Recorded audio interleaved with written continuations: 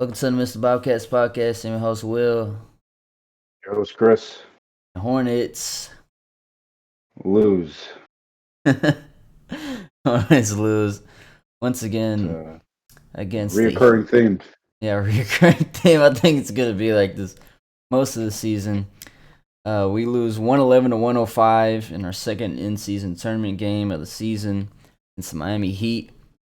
Uh, I'm really not that mad at this loss because coming into it, we knew we didn't have Hayward and Miller, so I really had no expectations for this game. But we had some hope, and the Hornets just have a basketball and a dream that couldn't get a win tonight. But I'm pretty proud of the way our guys played tonight. Go over the stats. PJ Washington with 32 points on 12 of 23. Great bounce back game after struggling the last few. Mark Williams had 11. LaMelo Ball had 28 points on a 9 of 26 shooting. Marcus McGowan chipped in 12. Nick Richards 10. And that's pretty much all the scoring for us. Only got 105 points. Jimmy Butler at 32. That was the season high. Adebayo 21. Duncan Robinson 18. Akis 17. So they had about 5 guys that were chipping in for them. But I'll tell you what, this was our best first quarter of the season, our best 3-point shooting game of the season, and we couldn't get it done. We had twice as many 3-pointers as the Heat. Every game this season, we've had less 3-pointers than the other team. We finally had more, and we still lost. So what can you really ask for? We shot better from 3 than we did from 2, but just a really awkward game. We shot well from the free throw line, 18 of 22, but Miami got there a lot, 23 of 28. A lot of foul calls, I feel like, were missed. But we started JT throwing Taylor Maladon, which is already a death wish. But surprisingly, we were leading after the first quarter. We were up by 11 at one point in the first quarter. We ended 32 to 24. PJ and LaMelo got off to a really hot start. When McGowan's came in, he was looking for a shot.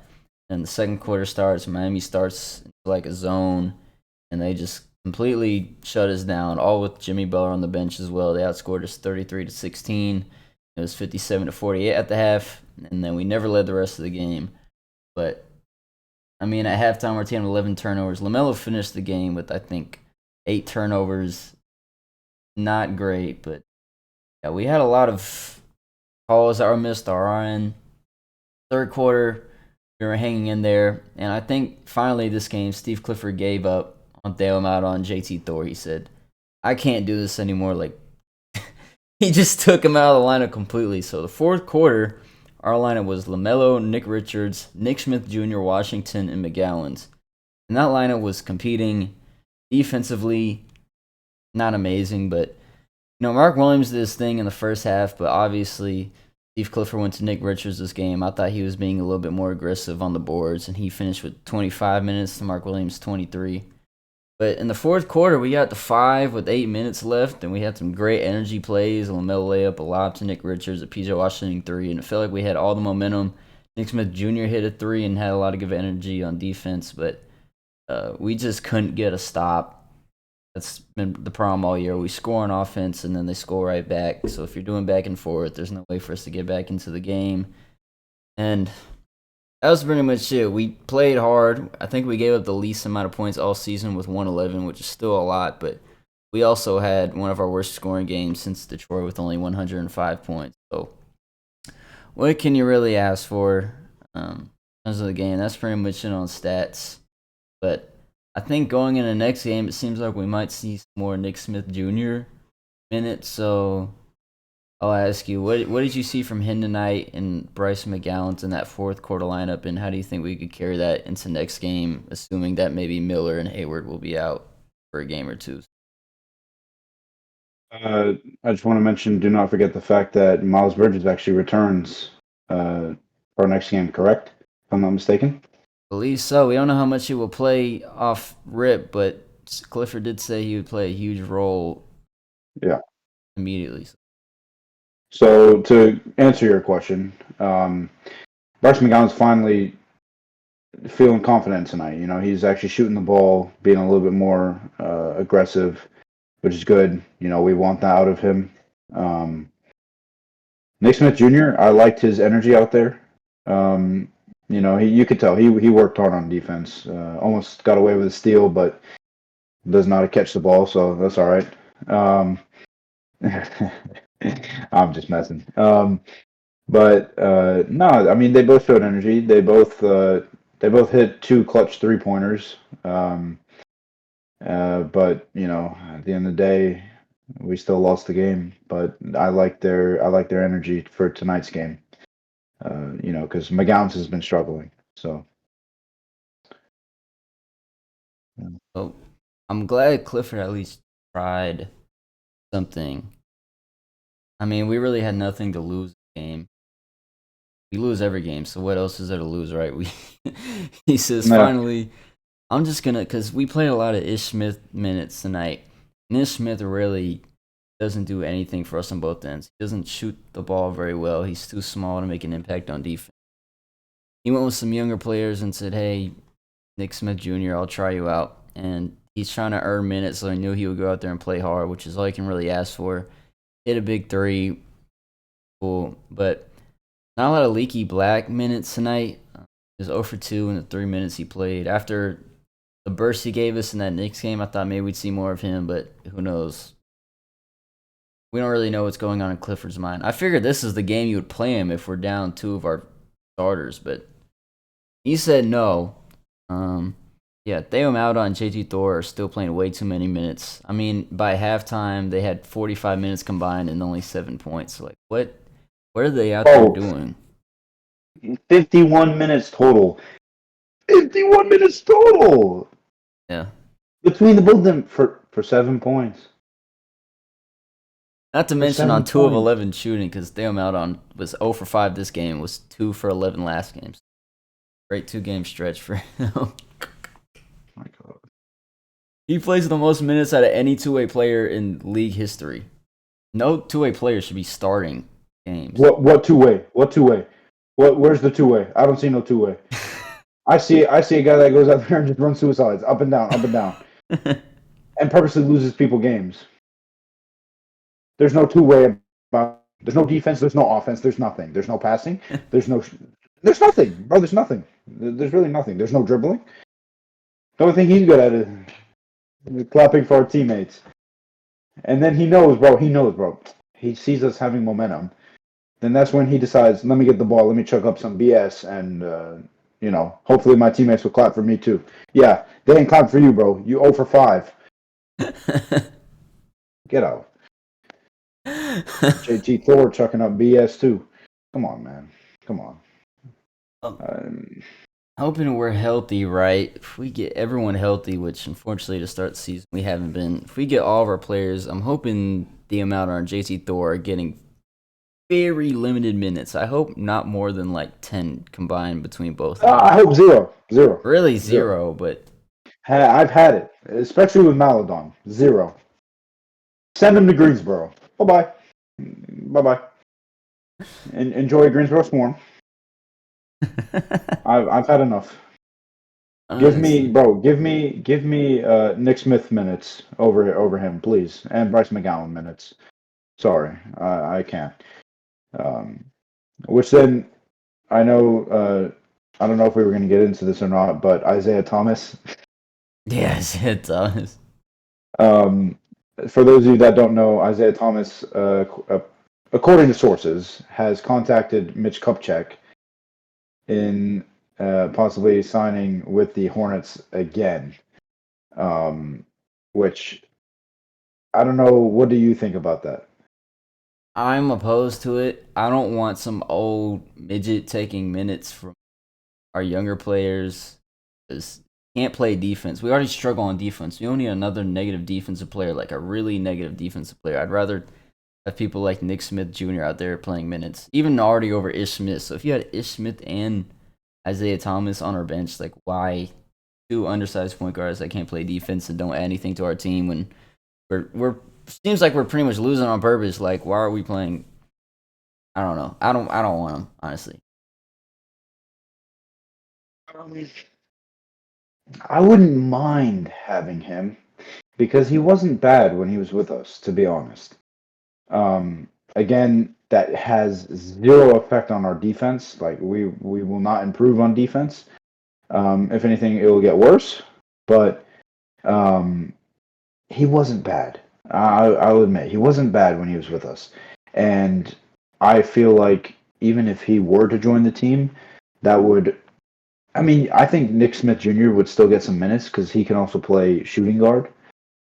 Um, and Rozier can definitely. I mean, not Rozier. Isaiah Thomas could give LaMelo Ball a quick break every once in a while here and there, and I think that would also limit the minutes for Ish Smith because I cannot watch him anymore either. Um, which then leaves Sam Maldon. Haha, back to Greensboro. So, um, yeah, I don't know. I wouldn't mind it. Like I'm not like I'm not opposed to it. I feel like it wouldn't be a bad option for the Hornets to bring another veteran in and just help out this young core group. So, because Yeah. Hayward's obviously not enough. Well, I totally agree on like if you're putting him at a point guard spot, like Isaiah Thomas, I've never really looked at as a point guard, at least in his later years. He seems like a guy that can just come off the bench and shoot and get a quick bucket. Um, but like I Yeah, said, I'd rather not have if we're expecting Isaiah Thomas to come in and play point guard minutes. I don't want Ish Smith playing those minutes. Like I think I would rather have Isaiah Thomas if I had to pick a veteran point guard for those minutes because we could use extra shooting always, and Ish Smith doesn't really give us that. And like you said, Nick Smith Jr. is more like a shooting guard. He's just the energy guy out there. We're not really expecting him to handle the ball or run the offense quite yet. So I mean, I'm not. I'd rather not, but if he comes on the team, like I'm not gonna be mad unless he's taking minutes away from important people. But we know Steve Clifford and his rotations are strange, so very strange. yeah, very strange. Starting Maladon and JT Thor tonight. Oh, what? Cool. I'd rather him just start guys we haven't played all season. Like he could have started Nick Smith Jr. and whoever else, but I mean, at least in the fourth quarter, he realized like I don't want these people in the game. So at least he did come to a realization at some point. It might have been too late. Yeah. I think another wild stat is the fact that LaMelo took 26 shots. Who else is gonna That's take him? crazy. Yeah, no, you're not. I mean, you're not wrong. Like, because normally he has help around him with Rozier, Hayward, um, Williams, Brandon Miller. But obviously, he had no help besides Williams in that group. So, and Washington, of course. But it's just crazy because Washington took 23 shots as well. It's just crazy, in my opinion. They both were shooting the three ball, so they both had the hot hand. But I'd also like to mention the fact that PJ took three dumb shots in the final 2 minutes of the game, which ultimately cost us the game. After we had three defensive possession stops, I believe it was. It Mm-hmm. was either two or three. So that was that brought me flashbacks to when we were in Indiana, and Lamelo had given the ball twice, and he thought he's that guy. He runs the show and goes to take a layup or take a dunk, and turns the ball over twice, giving Indiana a chance to get back into this game and possibly win the game. But ultimately, we ended up winning that game. But here, it cost us, and we lost the game. So I understand he has the hot hand, but he can't be taking dumbass shots like that with final 2 minutes left. Ain't gonna cut it, man. Yeah, I mean, some of them were. I think two of them were threes in the corner where he was semi open, but were a little rushed, and you could tell he was gassed. Both teams were gassed, but Yeah, I yeah, mean, if the teams are tired, obviously it's a little bit harder to shoot when you're tired and get your legs underneath them. So I'd rather him attack the basket. But I mean, like I said, I'm not opposed to him shooting it because he's had the hot hand all night. I just wish he looked for a yeah. different shot. Different option, yes. Again, I'm not not mad that he's shooting it, but it's like you could have definitely played that a lot better than what you did. And we didn't utilize the shot clock. All three shots he shot pretty quick. I don't think the shot clock even reached like 15. I'm pretty sure he shot all of them around like the 17, 18 range, and it's like, dude, if you calm down, take the possession properly, maybe take it to the basket like you just said, possibly get an N1 if the ref decides they want to be nice to us today, which they weren't, and just take it to the basket, get a quick two, then play some defense, we would be back in this game. But you're chucking up a three, which we all know wasn't going to go in, and then that just changes the whole momentum. That's when Jimmy Butler decided it's my time, and ultimately put the game to bed. But yeah, we had LaMelo 26 shots, PJ Washington 23. No one else on the team even attempted over 10. And I love LaMelo Ball taking 26 shots. Now, were they the best shots in the world? No, he definitely took some questionable shots. But if in a game like this where he doesn't have any other scores to give it to besides PJ, like I don't want him taking that many shots. You might as well. Like, what do you have to lose? Just do as many times as you can.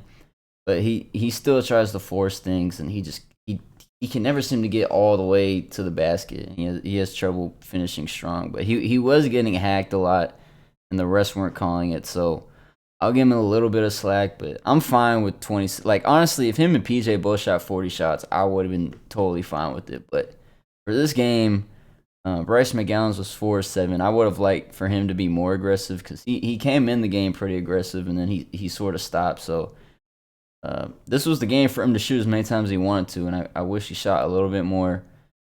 JT Thorne, Theo Maledon, we don't want them taking any shots. Nick Smith got Let's up not talk three. about them anymore. Yeah, let's not have three. Ish Smith, when he's in the game, seems like he's hesitant to shoot it. Nick Richards was 2 of 2. He caught a nice lob. 6 of 6 from the free throw line. 10 points. So, he's going to get his points off of rolls.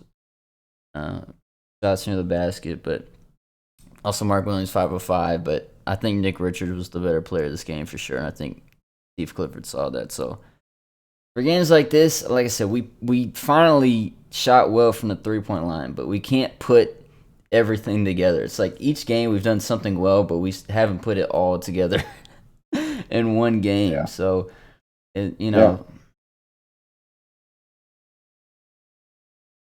know what to do about that.